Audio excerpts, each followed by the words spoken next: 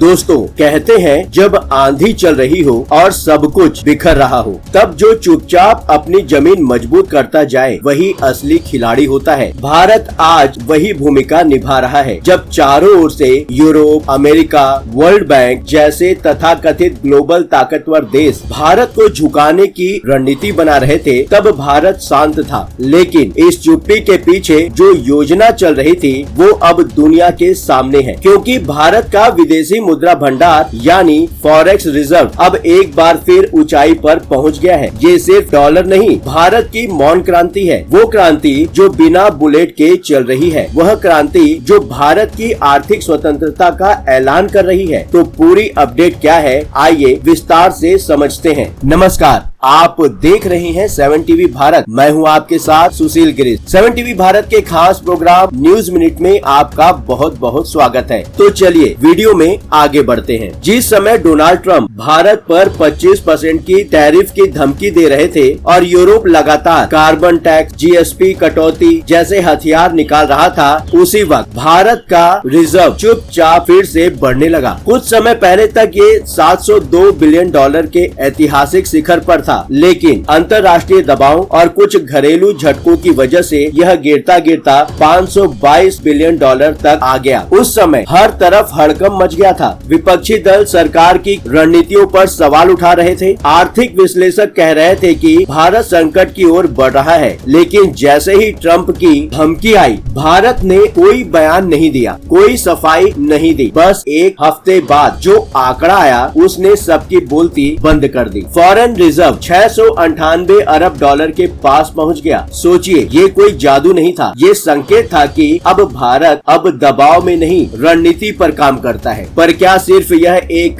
संयोग है? नहीं, यह एक गहराई से बुनी गई चुपचाप चल रही चाल है, जिसे आप साइलेंट स्ट्रेटेजी कह सकते हैं। जब पूरी दुनिया मान रही थी कि भारत की कमर टूटने वाली है, उसी वक्त रिजर्व में 207 अरब डॉलर की बढ़त दर्ज हुई। लगातार 3 हफ्तों से ये रिजर्व गिर रहा था। बाजार में निराशा थी, एमएसएमई की हालत खराब थी, डॉलर की मांग तेज थी और अचानक एक हफ्ते में पूरा खेल बदल गया। यहीं से कहानी दिलचस्प हो जाती है। मैं आपसे एक विनम्र अनुरोध कर रहा हूँ, यदि आपको लगता है कि मेरी बातों में सच्चाई है, मैं तथ्यों को आपके समक्ष स्पष्ट एवं सही रूप से प्रस्तुत करता हूँ, तो कृपया इस चैनल को अभी सब्सक्राइब करें और वीडियो पसंद आए तो वीडियो को हाइप कर देना। यह सिर्फ खबर नहीं है, पूरी तस्वीर है। हर पहलू को समझिए, वीडियो को अंत तक जरूर देखिए। दरअसल अमेरिका को भरोसा था कि टैरिफ बढ़ाकर भारत के एक्सपोर्ट को झटका दिया जा सकता है। यूरोप को यकीन था कि भारत को जीएसपी जैसे लाभ अब हटाकर घुटनों के बल लाया जा सकता है, लेकिन वो नहीं समझे कि भारत की चुप्पी उसकी कमजोरी नहीं, उसकी रणनीति थी। और इस चुप्पी में एक बड़ा गेम प्लान चल रहा था। आरबीआई ने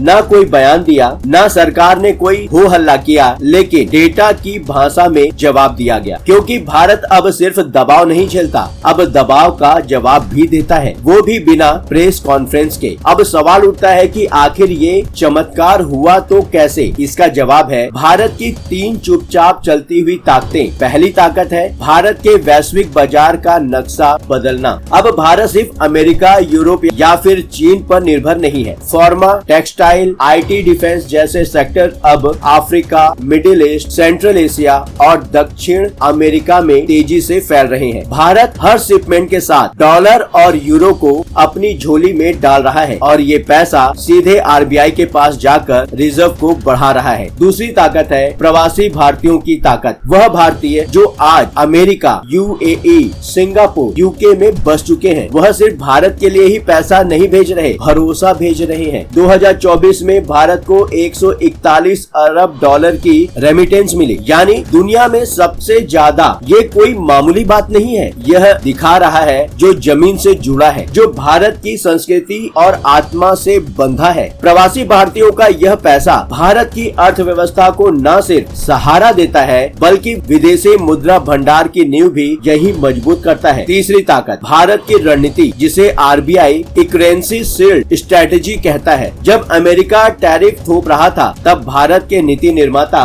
कोई बहस नहीं कर रहे थे। उन्होंने रुपयों को थोड़ा कमजोर किया ताकि भारत का सामान सस्ता हो जाए। फिर क्या था, दुनिया भर से ऑर्डर आने लगे, एक्सपोर्ट बढ़ा, डॉलर आने लगा और रिजर्व वापस ऊपर चढ़ने लगा। यही नहीं, आरबीआई ने समय रहते बाजार से डॉलर उठाया, विदेशी बॉन्ड्स खरीदे, सोना इकट्ठा किया और भारत की करेंसी को डॉलर डिपेंडेंसी से दूर किया। ये सिर्फ माइक्रो इकोनॉमिक रणनीति नहीं थी, ये एक आर्थिक डिप्लोमेसी थी। लेकिन अब सवाल ये भी उठता है, अगर सब कुछ इतना अच्छा है तो फिर आम आदमी को राहत क्यों नहीं मिल रही? पेट्रोल सस्ता क्यों नहीं हुआ? गैस की कीमतें क्यों नहीं गिरी? महंगाई क्यों बेलगाम है? इसका जवाब भी सत्ता के गलियारों से नहीं, आंकड़ों से मिलेगा। क्योंकि जब रिजर्व बढ़ता है तब सरकार के पास अंतर्राष्ट्रीय डील्स करने की ताकत होती है और यही ताकत आज भारत यूज कर रहा है। भारत ने रूस, यूएई, बांग्लादेश, मलेशिया, श्रीलंका और कई अफ्रीकी देशों के साथ लोकल करेंसी में व्यापार करने के लिए समझौते किए। यानी अब भारत अपनी मुद्रा में सामान खरीदेगा और बेचेगा। ये सुनने में जितना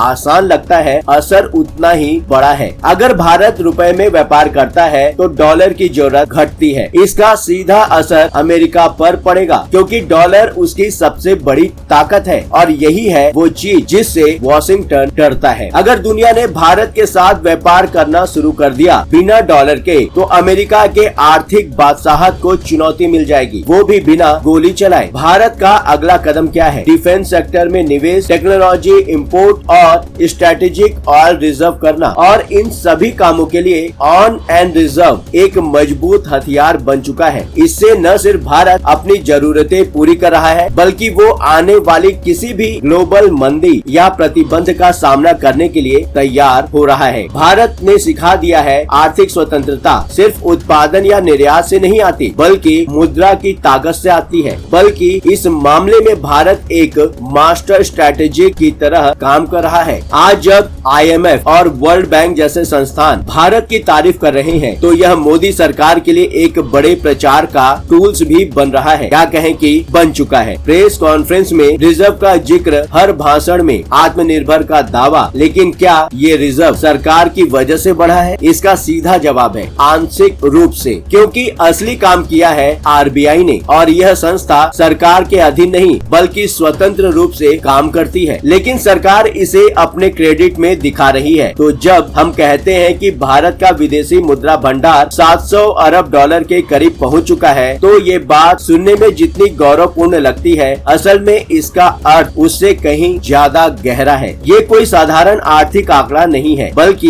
ये एक आर्थिक युद्ध में भारत की चुपचाप चल रही विजय की घोषणा है। जब अमेरिका जैसे देश टैरिफ के हथियार लेकर सामने आते हैं, यूरोप कार्बन टैक्स थोपता है और IMF, वर्ल्ड बैंक जैसी संस्थाएं तरेरती हैं, तब भारत बिना शोर शराबे के अपने रिजर्व को बढ़ाता है। ये वो जवाब है जो ना तो नारों में मिलता है ना भाषणों में। ये वो जवाब है जो सिर्फ डॉलर की गिनती से नहीं बल्कि नीति की गंभीरता से मिलता है। लेकिन इस कहानी में एक गहरा सवाल भी छिपा है। क्या ये रिजर्व आम जनता की जिंदगी को बेहतर बना रहा है? क्या ये 700 अरब डॉलर का ढेर हमारे किसान को राहत दे रहा है? क्या यह मजदूर को पेट भरने का भरोसा देता है? क्या यह छात्र को शिक्षा और युवा को नौकरी का अवसर दिला रहा है? अगर नहीं तो फिर ये सिर्फ एक राजनीतिक ट्रॉफी बनकर रह जाएगा, एक ऐसा झंडा जिसे चुनावी सभाओं में लहराया जाएगा लेकिन जिसकी छांव में आम आदमी को कभी सुकून नहीं मिलेगा। आज भारत के पास दुनिया का सबसे बड़ा रेमिटेंस, विशालतम रिजर्व, स्थिर मुद्रा